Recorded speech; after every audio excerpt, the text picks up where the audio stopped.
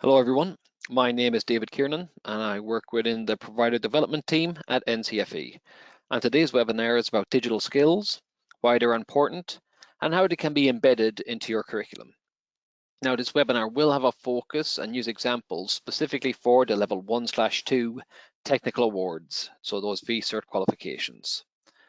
And the plan for this webinar is to, first of all, look at what we mean by digital skills and the term digital natives, why there's such a emphasis on digital skills at the minute, and how we can classify these digital skills, how we can link in Bloom's taxonomy and easily and better assess our learners' digital skills, some useful tools, digital tools that you could be using within your teaching practice, and finally, how, if you have any questions, how you could address them to us.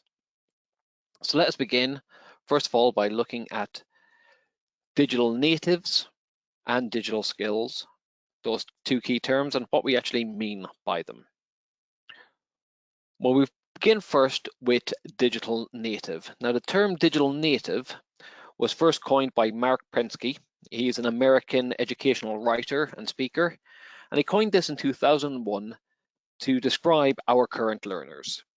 So digital natives are those who have grown up in the digital age and are native speakers, as he put it, of digital technology, things like the internet, computers, video games, and so on. He also goes on to describe digital natives and some of their traits and how much of this might sound familiar for your learners. Digital natives are used to getting information very rapidly, quickly. They often like multitasking, prefer use of images and graphics over words and text. They love instant rewards and praise, gratification that way, and prefer games to serious work. So that is the sort of definition Mark Pensky has when he was speaking about digital natives. But as for digital skills then, as for what they are, well, that is a bit trickier because there isn't a one single definition for digital skills. But a House of Commons report that was released has described digital skills as the ability to use computers and other digital devices, being able to access different digital services, digital authoring and writing, such as coding, the ability to evaluate any content and media, and the ability to make informed choices about that digital content and media. So being able to evaluate it and make informed choices regarding this. So those are the two key terms. And we're going to move on to why digital skills are actually important. Because you would probably expect digital natives to grow up in the digital age to actually have strong digital skills. Well, a study was done on this, and according to an international study on digital literacy in 2018, a report found that 43% of learners were below or at the lowest measurable level of digital literacy. And as for those who were at the highest level, 2%. That same 2018 study found that only 2% were on the highest level. So there are far more learners lacking digital skills than there are with strong digital skills. So the term digital native, it often implies that learners should possess and have a high level of digital skills. But unfortunately, the research and the evidence doesn't support that conclusion. But because of this false association between digital native and digital skills, we often leave out the development of these essential digital skills in the curriculum. And that means that we aren't actually preparing our learners as well as we could for the future. And the future is definitely going to require our learners and the future to have strong digital skills. Strong digital skills will need to be possessed for the future workforce. In fact, the House of Commons report, the one that I referenced earlier, and it is worth noting the title of that report, the Digital Skills Crisis Report, does estimate that 65% of learners beginning primary school will actually be in jobs that don't even exist right now. 65%. So over half of learners going into primary schools now will be in jobs that don't exist. And to be prepared for these roles, we need to ensure that we have a competent workforce, and to make sure that they are competent, we need to include digital skills within the curriculum. And this can even be evidenced. This can even be evidenced now, actually, because currently, in the last 15 years, new jobs have actually appeared. And here is some of the job titles that have just appeared within the last 15 years. So drone operator there, for example, they are used in real estate, surveying land, mapping, and there are specific jobs for drone operators. That big data scientists.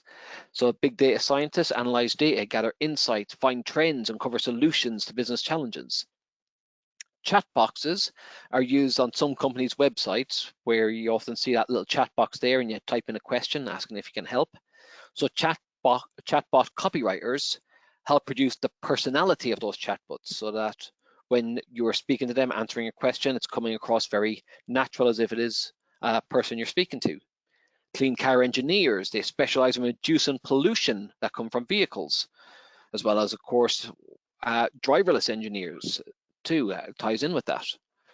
Driverless car engineers, developing cars that are going to be can drive themselves, as well as clean car engineers. So quite a lot happening in that area. Search engine optimization, the SEO specialists, they help to improve the appearance of companies on search engines by writing or adjusting the website content so they can be featured more prominently when a search is being done. So all these sort of jobs just within the last 15 years. And so primary school students currently, these are just in the last 15 years, there's going to be even more jobs, new job titles that will probably exist according to that House of Commons report. So let's have a look at what are these digital skills? How are they actually categorized? Because as I mentioned, while there is no one single definition for digital skills, there are different digital activities that can be categorized. And we are going to have a look at those now. Because DFE has published the Essential Digital Skills Framework in 2018. And they have categorized and they've created these categories based on some of the key skills, techniques, or programs, that learners would use. And the way they've broken these skills up are, first of all, there are some skills that they consider to be foundation skills, and we'll have a look at some of them.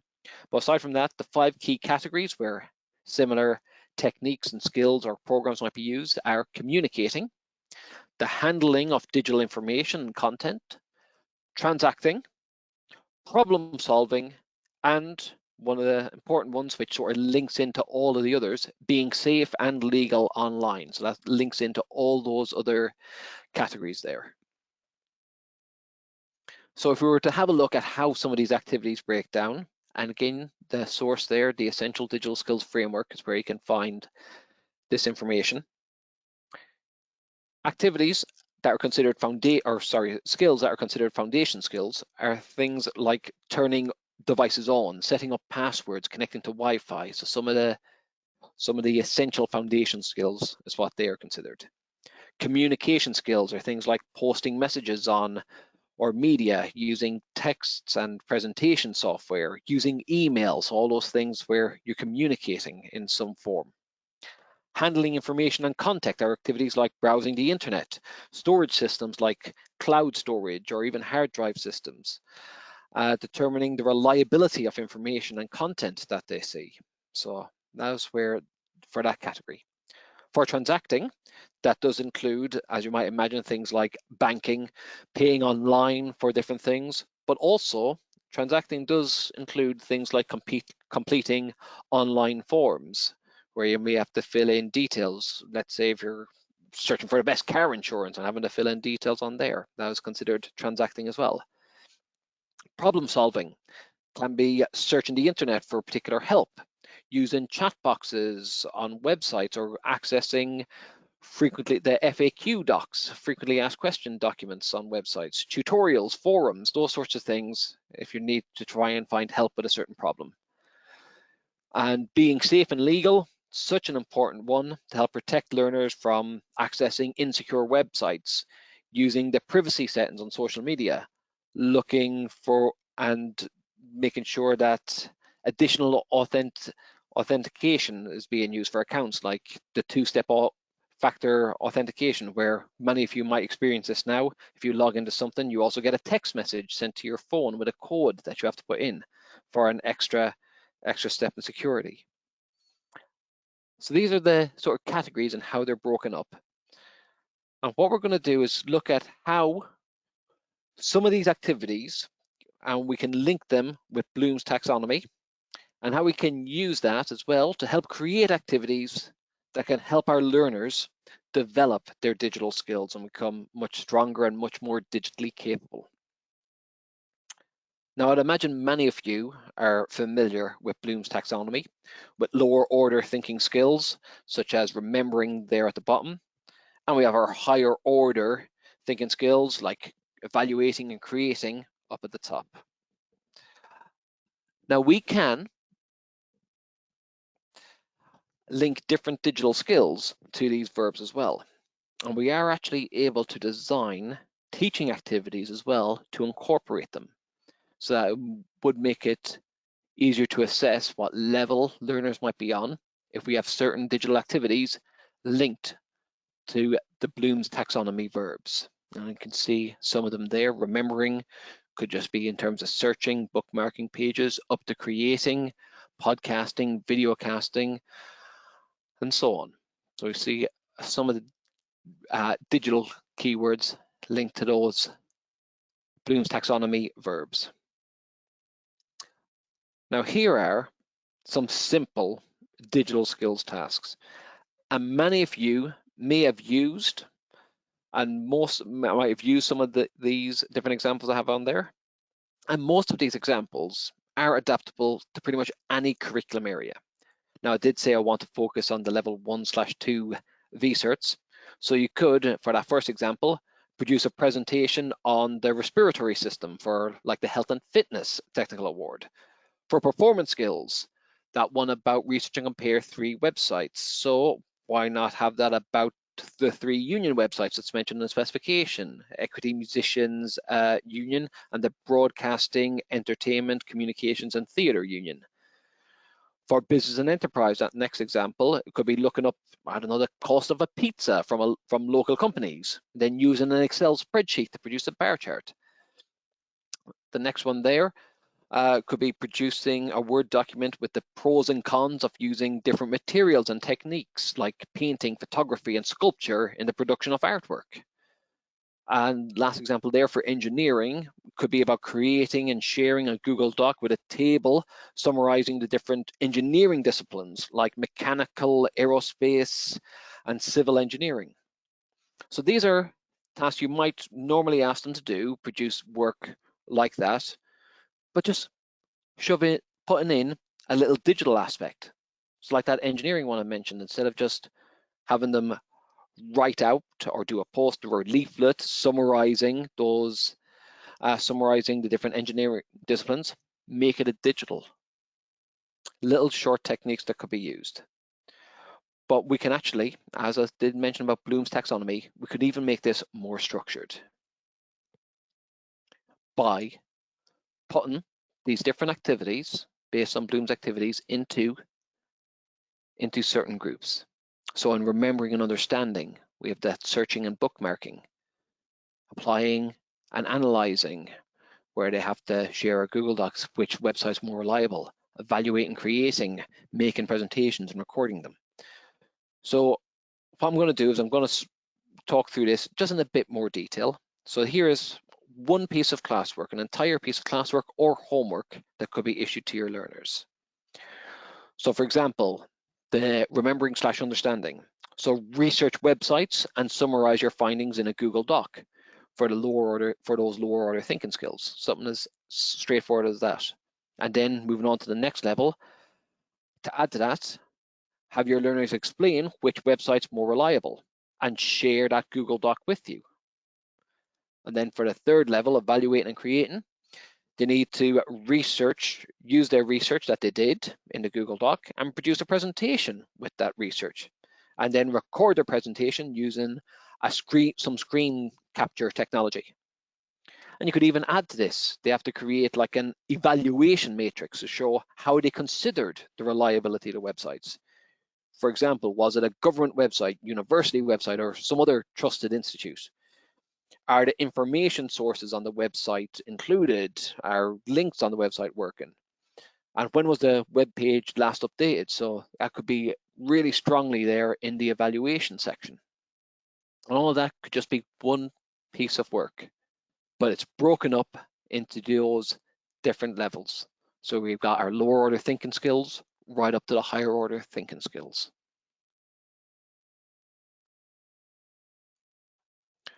Now, there are many different digital tools available that can actually help you really incorporate digital skills within your learners. So I'm going to mention a few of these ways that they can be incorporated for the different technical award, the level 1/2 V-Cert qualifications. I'm not going to spend long on these because you're probably familiar with these, and these are what I consider probably the most essential programs. Cloud storage is one that is growing and growing, and probably going to be one that people will need to be more and more familiar with in the future. Many of your centers might have gone fully cloud-based now. Some of you might have gotten rid of the use of like memory pens, or if you are using them, making sure they're password protected and so on. But cloud storage is definitely one of the essential programs learners will need to be familiar with, as well as other text file things. The ones I've mentioned there are like Office documents or Google files. There is OpenOffice as well as Microsoft, but any text editor, spreadsheet sort of editors, and any presentation software. So they're a lot of the key things learners would need to be familiar with. So even though I'm going to mention other tools you may not have heard of, they are still not to be missed. They are some of the essential tools learners would need to be familiar with. Now, Google Applied Digital Skills. This is a suite of over 90 free, and that's a keyword, free. Everything I'm going to mention here are free. They're free video-based lessons, and they can easily be adapted to other curriculum areas. As I said, there are over 90 currently available, and that has grown. The last time I checked a couple of months ago, it was just above 80. There's a lot more added on now. And it will allow you to easily incorporate digital skills into your subject. So just to show you one of them, one lesson is all about producing a presentation. And that includes things like adding themes to slides, adding images, animations, transition effects, and so on. So I don't even need to give examples for that, really. It's create a presentation all about a topic. Learners work through the videos, and you could actually set them the topic. And that fits into any curriculum area, not just V-Certs, any area whatsoever. Another example I have here, evaluate the credibility of online sources. So that could be done where you have learners research something specific to your curriculum area. Or another way you could around this, you could give them some specific websites you want to evaluate. And then learners, after you give them those specific websites, they work through the videos to help them learn exactly how to evaluate them. So it's still related to your curriculum area because they will have still gone on to those relevant websites, and now they will be evaluating them. Another example here, create a CV in Google Docs. Now, this CV one can actually be done for lots of other curriculum areas as well.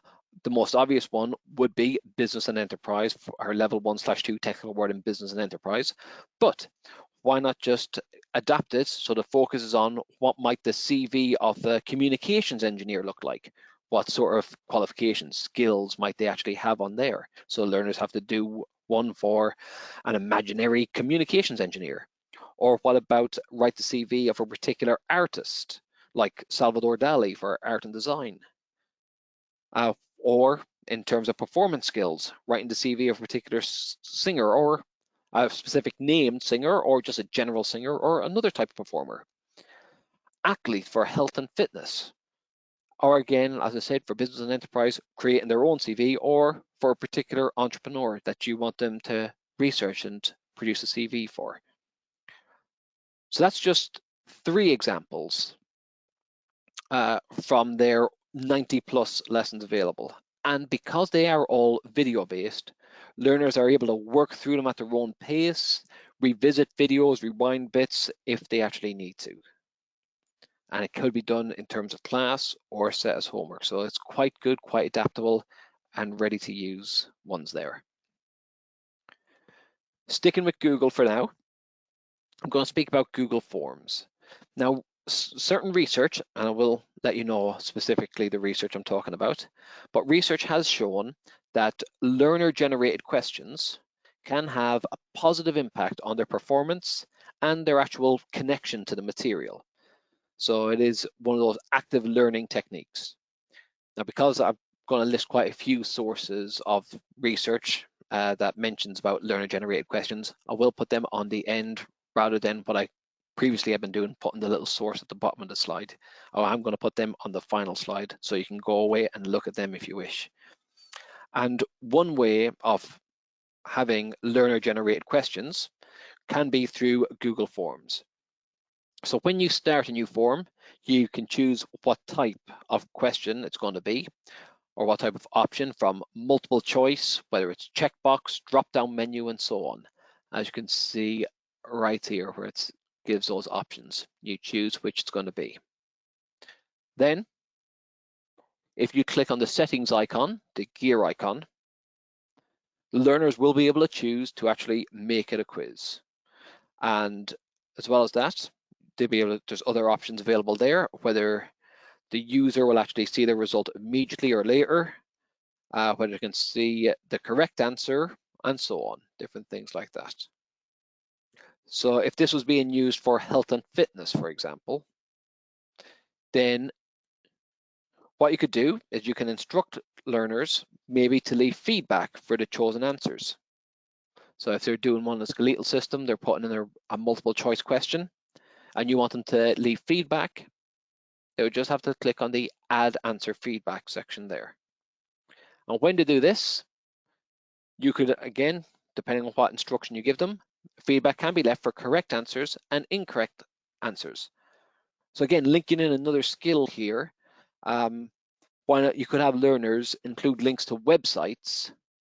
If a student answers the question incorrectly, have a link to a website that would help them review that particular question, review that area. So learners would have to have evaluated and picked suitable websites to include there to link for further learning.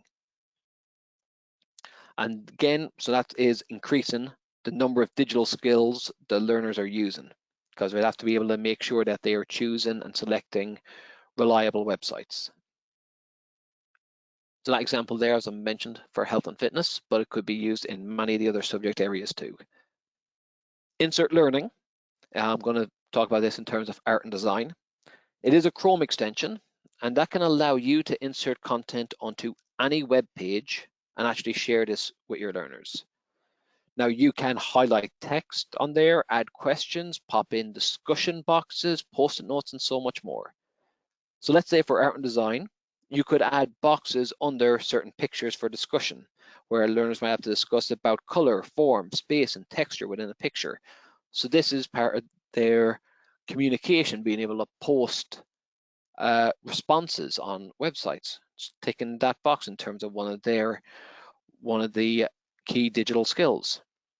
Or you could even go further and actually have learners use insert learning themselves, where they have to add post-it notes under each picture describing the visual language, and they then have to share that with you. So being able to share web pages, again, one of those skills. So quite a flexibility and few options you can do with that. And again, it is a free Chrome extension that can be added on. Padlet.com, that is best described as like an online bulletin board. And you can choose from many different layouts. The shelf may be useful if you want to put images, links, videos, and more into different categories or headings. Or if you're breaking it up into different year groups, you could have 5 shelves, year 7, year 8, year 9, year 10, year 11, for example. And with a free account, you are able to make up to 3 Padlets. So again, another free resource. So if I was looking at engineering, for example, you could put videos or sites for learners to use for revision or for homework. And learners are actually able to have discussions as well on Padlet. Or you could get them to include links to the Google form quizzes you had them make. So linking back to earlier, if you have them make a Google form quiz, they have to put the link on there. Or web pages that they have put insert learning content onto, pop that in there. Or have learners make their own Padlet and create in their own page for a particular subject area or for a particular topic. And they have to share that with you so you can see it. So another quite flexible one in terms of how you use it, but these are little things and all free, but they can make a good impact on developing those digital skills. And one final little resource going to look at is to do with screen capture and recording technology. And that is definitely becoming more and more relevant in this lockdown age. Now, I have looked at many different options. Myself, I was doing some research trying to decide which one I think is the best. And my preference is just my personal preference. There are many others out there, is Vidyard. And the reason I like Vidyard is there is no time limit on recordings. So on some of the ones I've looked at, you were only able to allow to record 5 minutes with the free version. With this one, there's no time limit on how long the recording is. There's also no limit on the number of recordings you can have. So you can make an unlimited amount of recordings on Vidyard. You're able to share the video with others by getting a link, by clicking and sharing a link. You are actually able to edit your videos in there too. So be able to crop off bits. It is as well a Chrome extension. So if you use Chrome as your browser, it is a little extension that can be on there. Videos are able to be embedded into other websites, and it actually captures video view counts as well. So how many people have actually viewed the window. So I did say this one isn't perfect. There are limitations, and the only limitations that I've noticed are that you can't download the video. So it only does remain online within that Vidyard thing. You can still create a link and share it, but it couldn't be downloaded. If you were making a video to share with learners, it would have to be, the link would direct to Vidyard. And I did say that videos can be embedded in other websites, but you're limited to a maximum of 5 embedded videos. So only 5 videos could be embedded elsewhere. But other than that, I've found this to be one of the more screen capture tools that have got a lot more going for it. So an example of usage for this, again, business and enterprise I haven't mentioned yet with these digital tools, where learners might be able to record their own presentation on a company, or for a practice synoptic project, or how to use Excel for making graphs, calculating averages, things like that.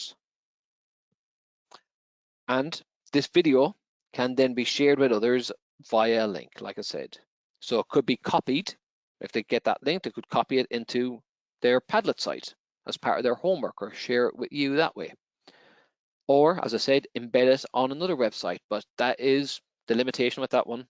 Only 5 videos can be embedded elsewhere. So that one I did find had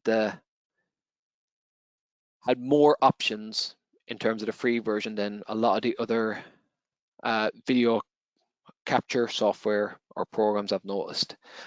I would love to hear from you though if there's other digital tools that you find very useful as well. So now I do hope you have found this little webinar useful for digital skills, and there are some ideas that you can take into your classroom and actually help your learners. Now I did mention about some of the sources I've used. In terms of the learner-generated questions research, there is more research done as well, but that is some of the research that has been done that shows learner-generated questions does seem to have a good impact on performance and the students' engagement. That digital literacy study that I mentioned, where we had only 2% of learners being on the highest level of digital literacy, whereas 43% were on the lowest measurable level or beneath that, didn't even get onto the lowest level, 43%. Again, it's worth noting that number. That is quite an amount, 43% on the lowest level or didn't even actually do well enough to actually be on the lowest level. So it is so important that digital skills are incorporated. So I do hope you did find some of this useful, and it is some stuff you can take away and use in your practice. And do get in contact if you have any questions or would like any support. Thank you.